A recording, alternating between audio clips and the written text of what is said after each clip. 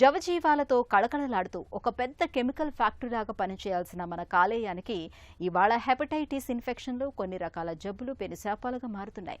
పొగ, మద్యం వంటి అలవాట్లు, గాడి తప్పిన తిండి తీరు మూలంగా కూడా కాలేయం ఆరోగ్యం దెబ్బతినిపోతూ ఉంటుంది. కొన్ని సందర్భాల్లో ఇన్ఫెక్షన్లు తీవ్రమై కాలేయం పూర్తిగా నిర్వీర్యం అయిపోతూ ఉంటుంది. లివర్ సిరోసిస్ అలాంటిదే. దీని బారిన పడ్డప్పుడు కాలేయంలోని కణజాలం క్రమంగా సిమెంట్ ముద్దలాగా గిడసబారిపోతూ ఉంటుంది. అయితే దీనికి ఒకవైపు చికిత్స తీసుకుంటూనే మరోవైపు జీవనశైలి, అలవాట్లు, ఇతరత్ర విషయాల్లో జాగ్రత్తలు తీసుకుంటే సిరోసిస్ను చక్కగా అదుపులో ఉంచుకోవచ్చని చెబుతారు నిపుణులు. లివర్ సిరోసిస్ను పూర్తిగా నయం చేసే చికిత్సల గురించి డాక్టర్ని అడిగి ఇప్పుడు తెలుసుకుందాం.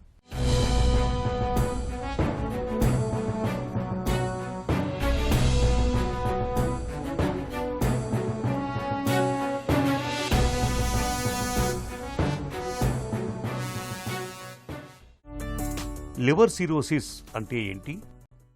రకరకాల కారణాల వల్ల లివరు మెత్తగా దూది పింజంలాగా ఉండే లివరు కుచించుకుపోయి గట్టిగా రాయిలాగా అయిపోవటాన్ని సిరోసిస్ ఆఫ్ లివర్ అంటం జరుగుతుంది. ఇలా జరుగుతున్న ప్రక్రియలో లివర్ చేయాల్సిన ఫంక్షనాలిటీ నెమ్మదిగా తగ్గిపోవటం, సో లివర్ ఫంక్షన్ తగ్గిపోవటం, లివర్ గట్టిగా రాయిలాగా అయిపోవటాన్ని సిరోసిస్ ఆఫ్ లివర్ అంటాము. రకరకాల కారణాల వల్ల ఇలా జరిగే అవకాశం ఉంటుంది. అందులో ముఖ్యంగా మనం మాట్లాడుకుంటే మద్యపానం అధికంగా చేసేవాళ్ళు, ఆల్కహాల్ వల్ల, ఈ మధ్యకాలంలో fatty liver, non alcoholic fatty liver disease వల్ల ఈ సిరోసిస్ ఆఫ్ లివర్ని చూస్తాం జరుగుతుంది. హెపటైటిస్ బి, హెపటైటిస్ సి దీర్ఘకాలికంగా ఉన్న వాళ్ళల్లో కూడా మనం ఈ సిరోసిస్ ఆఫ్ లివర్ చూస్తాం జరుగుతుంది. అరుదైన కారణాలు ఆటోఇమ్యూన్ లివర్ డిసీజు, ఇలా రకరకాల కారణాల వల్ల కూడా లివర్కి సిరోసిస్ వచ్చే అవకాశం ఉంటుంది. సిరోసిస్ను నయం చేయటం సాధ్యం కాదనే వాదన సరైందేనా? బేసికలీ సిరోసిస్ ఆఫ్ లివర్ అనేది మనం అర్లీగా డయాగ్నోస్ చేసుకోగలిగితే లివర్ సిరోసిస్ వచ్చిన వాళ్ళకే యావరేజ్ లైఫ్ స్పాన్ 9 నుంచి 12 సంవత్సరాలు వితౌట్ లివర్ ట్రాన్స్ప్లాంటేషన్ ఉండే అవకాశం ఉంటుంది. కానీ అన్ఫార్చునేట్ థింగ్ ఏంటి అంటే అర్లీ స్టేజెస్లో లివర్ సిరోసిస్ని డయాగ్నోస్ చేస్తాం అనేది చాలా కష్టమైంది.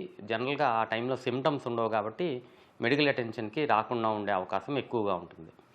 కానీ సటిల్ సైన్స్, దీర్ఘకాలికంగా ఆల్కహాల్, మద్యపానం చేసేవాళ్ళు, లేకపోతే డయాబెటీస్ అన్కంట్రోల్డ్గా మోర్ దాన్ 5 సంవత్సరాలు ఉన్నవాళ్ళు, బాగా లావుగా ఉండేవాళ్ళు, ఇంతకుముందు ఈ హెపటైటిస్ బి, హెపటైటిస్ సి గురించి ఏమన్నా ఆల్రెడీ ఉన్నవాళ్ళు, ఇలాంటి వాళ్ళు ఎక్కువ రిస్క్ లివర్ సిరోసిస్కి వెళ్ళే అవకాశం ఉంటుంది. కాబట్టి వీళ్ళు అర్లీ స్టేజెస్లో కనుక టెస్టులు చేయించుకుంటే మనం లివర్ కంప్లీట్గా సిరోసిస్లోకి వెళ్ళకముందు, లేకపోతే వెరీ ఎర్లీ స్టేజ్ ఆఫ్ సిరోసిస్లో దీన్ని కనిపెట్టుకునే అవకాశం చాలా ఎక్కువగా ఉంటుంది.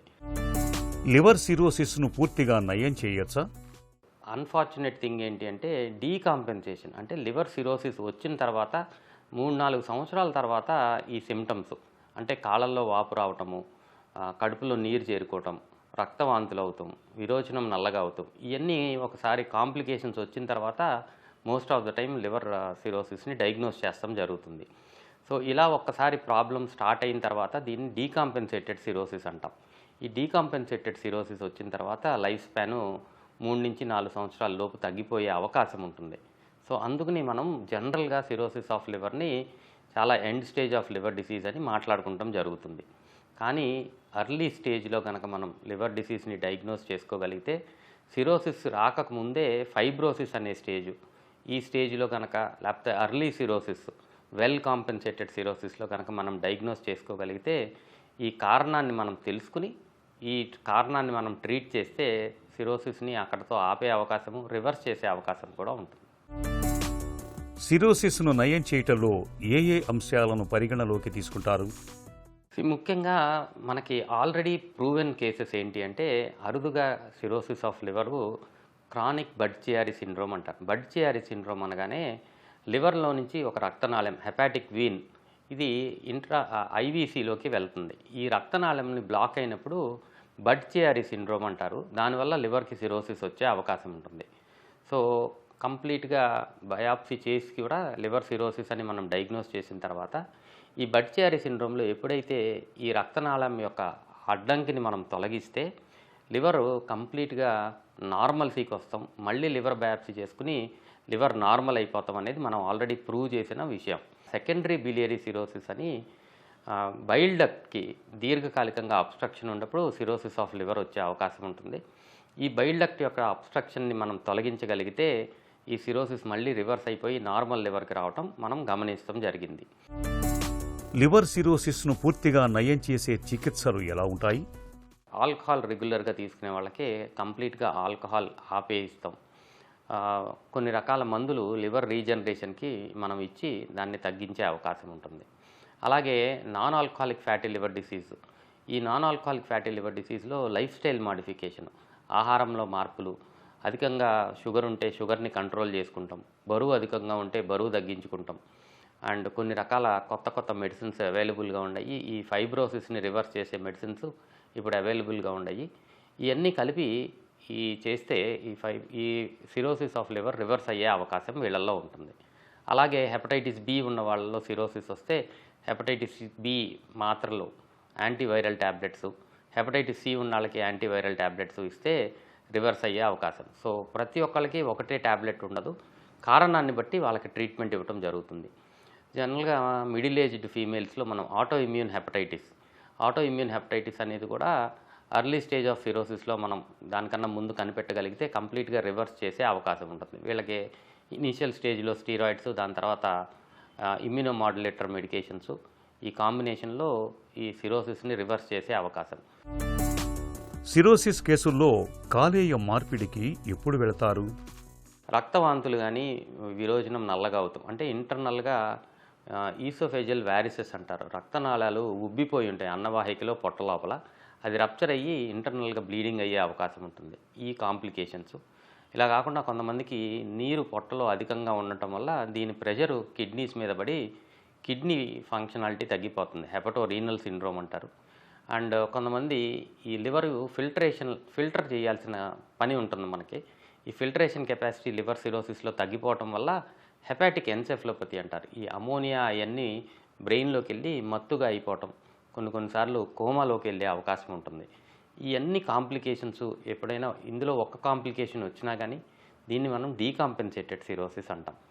ఒక్కసారి డీకాంపెన్సేటెడ్ సిరోసిస్ వచ్చిన తర్వాత మెడికల్ మేనేజ్మెంట్తో ఈ కాంప్లికేషన్ని తగ్గించుకున్న వీళ్ళని రెగ్యులర్గా ఫాలో అప్ చేస్తా వీళ్ళకి లివర్ ట్రాన్స్ప్లాంటేషన్ అనేది మనం సజెస్ట్ చేస్తాం జరుగుతుంది. లివర్ ట్రాన్స్ప్లాంటేషన్ ఎవరికి ఇనీషియల్గా తొందరగా చేయాలి అనేది మెల్డ్ సోడియం అనే ఒక స్కోరింగ్ సిస్టమ్ ద్వారా మనం ప్రయారిటైజ్ చేసుకుని ఎవరికి మెల్డ్ స్కోర్ ఎక్కువగా ఉంటుందో వాళ్ళకి త్వరితగతిన లివర్ ట్రాన్స్ప్లాంటేషన్ చేయాల్సిన అవసరం ఉంటుంది. కాలేయ పరీక్షల్లో ఫైబ్రోస్కాన్ ప్రాధాన్యం ఏమిటి? డెఫినెట్గా ఫైబ్రోస్కాన్ అనేది ఇప్పుడు కొత్తగా వచ్చిన స్కానింగ్ ఒక లివర్ పరీక్ష. అల్ట్రాసౌండ్ స్కాన్లో జనరల్గా మనము అర్లీ స్టేజ్ ఆఫ్ సిరోసిస్ కానీ ఫైబ్రోసిస్ని కానీ కనిపెట్టే అవకాశం ఉండదు. దానిపైన సూపర్ఫిషియల్గా ఫ్యాట్ ఉంటే అండర్లయింగ్ లివర్ లోపల సిరోసిస్ని కానీ ఫైబ్రోసిస్ని కానీ ఐడెంటిఫై చేయలేం. కానీ ఫైబ్రోస్కాన్ అనే కొత్త మెషిన్ వల్ల మనం లివర్లో ఎర్లీ స్టేజ్ ఆఫ్ ఫైబ్రోసిస్ అంటే లివర్ ఇంకా సిరోసిస్కి ముందు లైట్గా గట్టిగా అవుతూ మొదలు పెడుతుంది. ఎప్పుడైతే ఈ గట్టిగా అవుతుందో దీన్ని మనం ఫైబ్రోసిస్ స్టేజ్ అంటాము. ఈ ఎర్లీ స్టేజ్లో లివర్ డిసీజ్ని కనిపెట్టే అవకాశము చాలా ఎక్కువగా ఉంటుంది ఫైబ్రోస్కాన్ వల్ల. సో రివర్సల్ ఆఫ్ సిరోసిస్ అని మనం మాట్లాడుకుంటున్నప్పుడు ఈ ఫైబ్రోస్కాన్ డెఫినెట్గా చాలా హెల్ప్ఫుల్గా ఉంటుంది. ఎందుకంటే మనం చాలా ఎర్లీ స్టేజ్లో లివర్ డిసీజ్ని కనిపెట్టే అవకాశం ఉంటుంది. లివర్ సిరోసిస్ విషయంలో ఎలాంటి అవగాహన అవసరం? ఫ్యామిలీలో కనుక ఎవరికైనా సరే లివర్ డిసీజ్ ఉంటే ఆల్కహాల్ తీసుకునే వాళ్ళల్లో highly prone for liver cirrhosis. వీళ్ళు రెగ్యులర్గా చెకప్ చేయించుకోవాల్సిన అవసరం ఉంటుంది. అధికంగా బరువు చాలా సంవత్సరాల నుంచి ఉండ, అన్కంట్రోల్ డయాబెటీస్ చాలా సంవత్సరాల నుంచి ఉండ, వీళ్ళల్లో non alcoholic fatty liver disease ఉండి ఇది సిరోసిస్గా పరిగణించే అవకాశం చాలా ఎక్కువగా ఉంటుంది. వీళ్ళు డెఫినెట్గా జాగ్రత్తలు తీసుకోవాల్సిన అవసరం ఉంటుంది. రెగ్యులర్గా పరీక్షలు చేయించుకుని అర్లీ స్టేజ్లోనే డయాగ్నోస్ చేసుకుంటాం చాలా ఇంపార్టెంట్. ఇంతకుముందు ఏ కారణం చేతైనా సరే ఆపరేషన్స్ జరిగిన వాళ్ళలో హెపటైటిస్ బి, హెపటైటిస్ సి వచ్చే అవకాశం చాలా ఎక్కువగా ఉంటుంది. కాబట్టి ఈ హెపటైటిస్ బి, హెపటైటిస్ సి ఫ్యామిలీలో ఉన్న పేషెంట్కి వీళ్ళు రెగ్యులర్గా లివర్ పరీక్షలు చేయించుకుని సిరోసిస్కి దారి తీయకుండా జాగ్రత్తలు తీసుకోవాల్సిన అవసరం ఉంటుంది. అధికంగా తొందరగా అలసిపోవటం కానీ, కుడి పక్కన పొట్టలో నొప్పి కానీ ఉన్న వాళ్ళు ఎవరైనా సరే లివర్ పరీక్షలు అర్లీ స్టేజ్లో చేయించుకుని ఈ లివర్ ఏదన్నా సిరోసిస్కి దారి తీస్తుందా అని ఎర్లీ స్టేజ్లో తెలుసుకుంటే లివర్ సిరోసిస్ని రాకుండా జాగ్రత్తలు తీసుకోవచ్చు. ఒకవేళ వచ్చినా ఎర్లీ స్టేజ్లో కనుక్కుని దాన్ని రివర్స్ చేసుకునే అవకాశం చాలా ఎక్కువగా ఉంటుంది. లివర్ సిరోసిస్ మొండితే కావచ్చు, కానీ ఓవైపు చికిత్స తీసుకుంటూ మరోవైపు జీవనశైలి, అలవాట్లు, ఇతరత్ర విషయాల్లో తగిన జాగ్రత్తలు తీసుకోవడం ద్వారా లివర్ సిరోసిస్ను పూర్తిగా నయం చేసుకునే అవకాశాలున్నాయి.